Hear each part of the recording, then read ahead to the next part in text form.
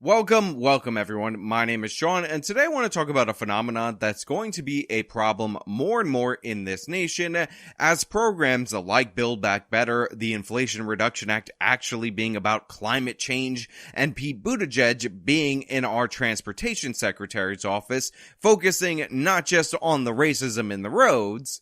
I'm still surprised that some people were surprised when I pointed to the fact that if a highway was built for the purpose of dividing a white and a black neighborhood, or if an underpass was constructed such that a bus carrying mostly black and Puerto Rican kids to a beach, or there would have been, in New York was designed too low for it to pass by, that obviously reflects racism that went into those design choices.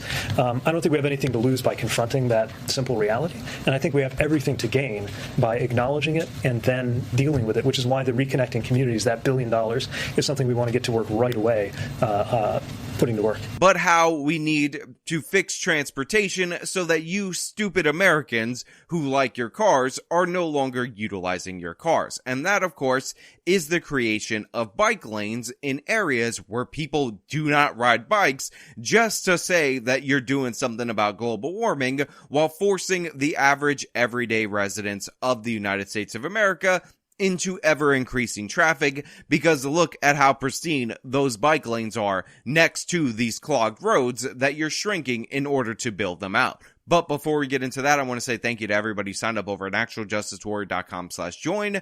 Give me the money. Give me the money. Okay? And thank you to the podcast listeners, Spotify, Apple, and Google's podcasting platform. It's rush hour. Everybody trying to get home. But on Harford Road in Hamilton, treacherous.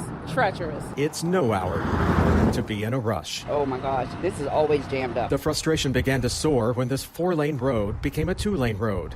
The city used the additional space to create bike lanes. So if you were to list all of the problems that afflict the city of Baltimore, I guarantee you, not in the top 10, not in the top 20, not in the top 100 problems that you could list would be the fact that bicyclists need more bike lanes, because you know what would be really sweet if there were super awesome bike lanes for the people riding their bike in the city of Baltimore. You would talk about crime, you would talk about education, you would talk about corruption, all of these different issues before bike lanes, but it turns out that Baltimore, the Biden administration, and Pete Buttigieg feel completely differently from you, because they decided to allocate money in order to change a 4-lane busy thoroughfare into a 2-lane road with bike lanes on either side, because bike lanes just make Democrats feel oh so special, and it appeases their god, Greta Thunberg, who wants to destroy capitalism. This is all wrong.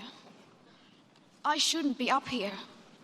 I should be back in school on the other side of the ocean. Yet you all come to us young people for hope. How dare you?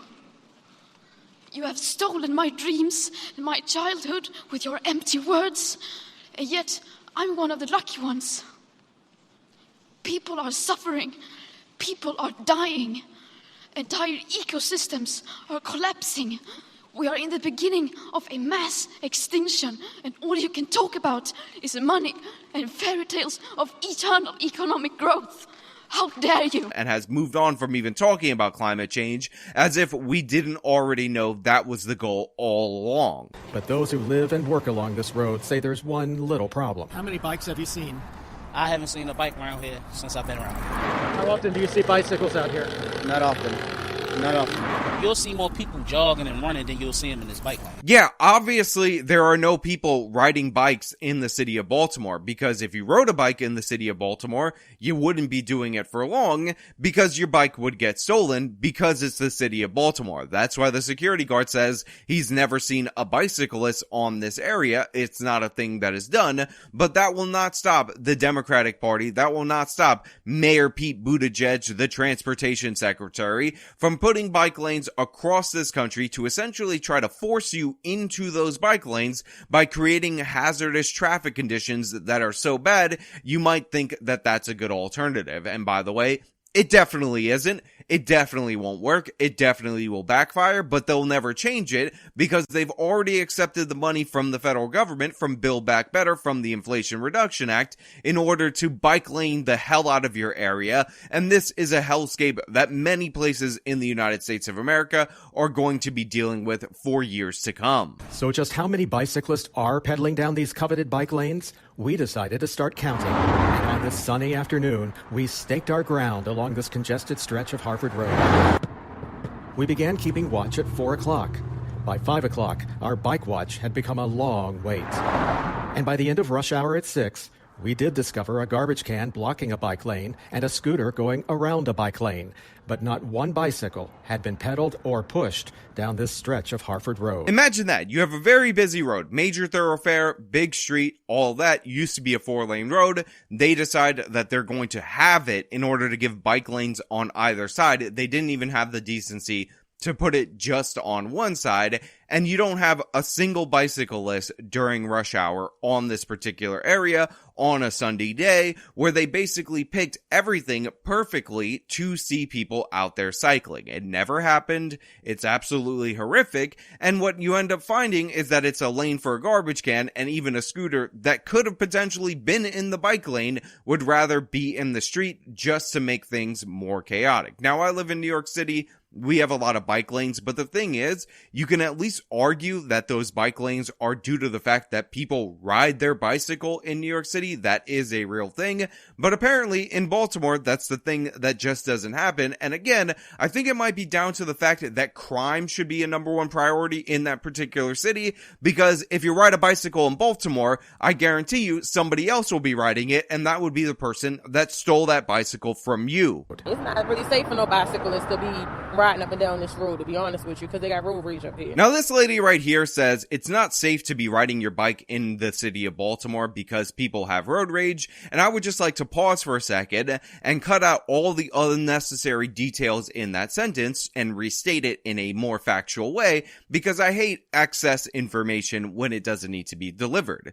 It's not safe in Baltimore. Period. End of sentence. It doesn't need you to be on a bike. It doesn't need you to be in a car. It doesn't need you to be anywhere for any other reason. Baltimore is a dangerous place with one of the highest murder rates, not just in the United States of America, but actually in the world. In fact, Latin American cartel-controlled areas pale in comparison in some years to what we see in Baltimore City each and every year. It's always in the top 3 in homicides. The only place that can beat it consistently is the city of St. Louis. And trust me, the reason why people are killing each other in the streets, the reason why crime is out of control, has absolutely nothing to do with the fact that you don't have enough bike lanes in that particular city for no one to use. The city is now on a mission to transform many freshly paved vehicle lanes into bike lanes. In many neighborhoods, community leaders are shaking their heads. All around the country, there are elitist people, fanatical people, who believe that they want to improve the world by getting rid of cars. And the way they're going to do it is by narrowing every street that they can, even though it has a negative impact, economic impact on the city. Look, I don't know who this guy is. I don't know what he does, but he's right. He's correct. He's accurate. Make him the mayor of Baltimore City and let him tear down by hand all of these bike lanes, because he has diagnosed the problem, which is all over the country. We have these elitists who hate cars, and they do crap like this to make driving worse, to talk about how we need public transportation in order to compensate, even though things were just fine before they went out of their way to make things worse, like they did in the city of Baltimore. And by the way, this damages this area economically, and considering that you have theft that is out of control, that closes stores in a bunch of major areas, and that causes people to drive further in order to get things like groceries, you're just making it more difficult, more time consuming, and making those people more unproductive by increasing traffic, because you want to have climate goals met in order to impress Mayor Pete Buttigieg. In this city, they go far for everything that we don't need versus what we do need. I mean, Harford Road, woo. At the end of rush hour, we did find Angel Cook making use of the bike lane on her motorized scooter. She admits she's only here because her car was recently stolen, but insists bike lanes do have value. So here we have one person that's using the bike lane. Of course, they're in a scooter, not on a bike. And hilariously, the only reason that she's on this scooter is because of problem number 1 in Baltimore, that we talked about earlier in this video, which is of course crime, and the fact that crime is so out of control that her car was stolen, so now she has resorted to riding a scooter and utilizing the bike lane. Now, she is the only person that is defending this in Baltimore. She's the only person who's saying that this has value, but to be clear, the whole purpose of this program is to force you out of your car onto these bike lanes, and she was forced by a different mechanism, a different thing that the government is not taking care of, which of course is the insane spikes in crime that we've seen across this country, the insane spikes in car theft, and Baltimore could be patient zero for this issue, and we're seeing a victim of that basically agreeing with her abuser, the city that does not look out for her,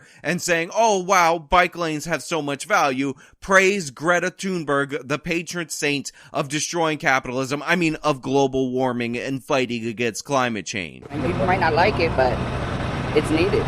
It will help the economy. But on this day, all we found were 2 bikeless lanes. No, it's not needed. No, it won't help the economy. And I just explained to you how it won't help the economy. So now I'd like to move on to this still image, because what I see in this frame is golden rims, which just goes to show you that Baltimore residents and their government are both prioritizing what's more important, which is aesthetically pleasing stuff for other people that have no functioning value. Look, the fact of the matter is, whether you like it or not, whether you think you could redesign or reimagine this country or not, this nation is built around the car. Our major cities happen to have come into existence or happen to have been built out more when we had vehicles for transportation, when Americans were expected to own a car and expected to drive.